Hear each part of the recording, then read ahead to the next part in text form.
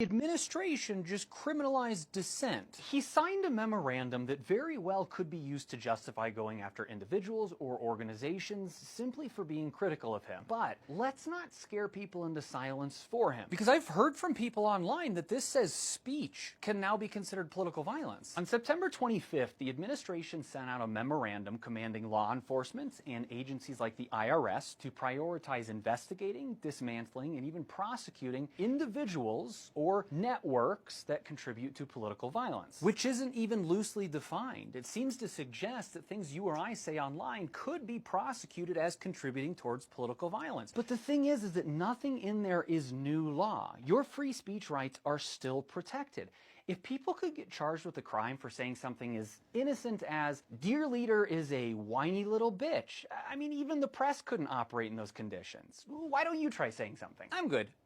It says that the DOJ should treat things like intimidation as reasons for investigation or even criminal charges. Are you saying that me fighting with people online could land me in jail? The courts have said time and time again that speech, no matter how harsh or even hateful, is protected as long as it's not directing imminent lawless action.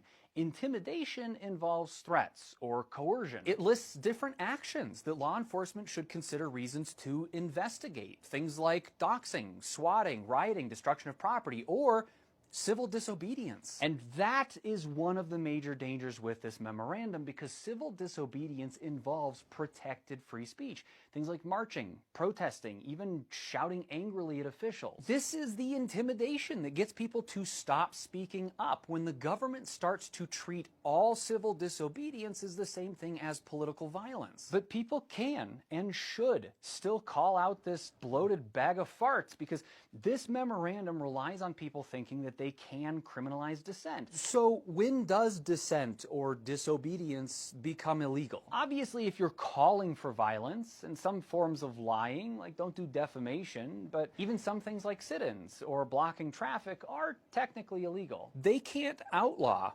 protesting or dissent or even hateful rhetoric? No. And our strength comes from our numbers, our unity. The more that they crack down, the louder we should all get. The administration is a big dummy. Huh. Why don't you try that one again? He's selling off our country to the highest bidder. Getting better. He's an infectious, self-victimizing, lecherous Oh, okay, yeah. And I hope that gobbling dick-bag motherfucker gets what he deserves. What was that? I didn't have an orange. Oh, okay. Yeah, that might be the line. Maybe don't do that.